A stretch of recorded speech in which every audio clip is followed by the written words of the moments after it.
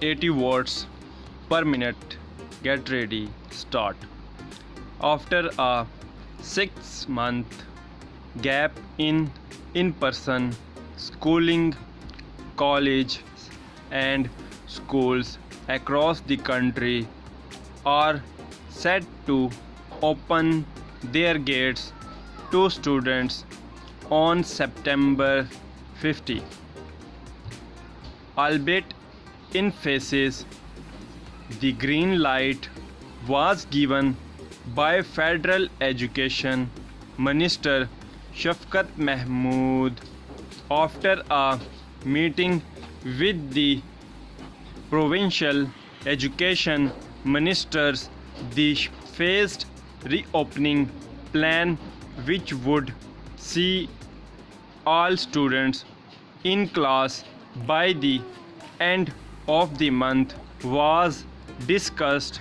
Indeed, as the minister said, these have been difficult times with pandemic induced lockdowns throwing the academic year into for millions of students and their teachers.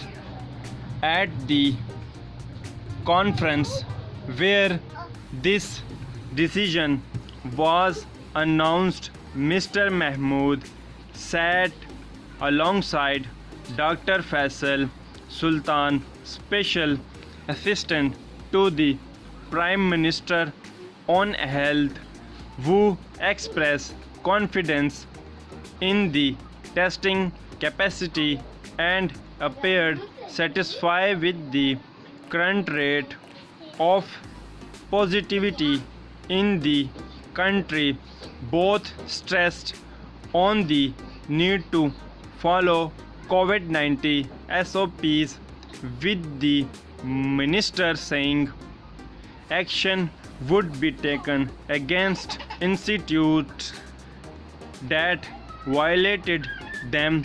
For students returning to class after a long summer, there will be many changes to adjust to the new normal. School experience will see fewer students per day, cancellation of some activities, distancing in classrooms, face coverings, periodic COVID-19 screenings and frequent hand washing. Full stop.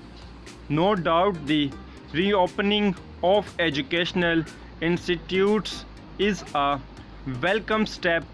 Schools are an essential component of communities and play a key role in the academic and social development of a child.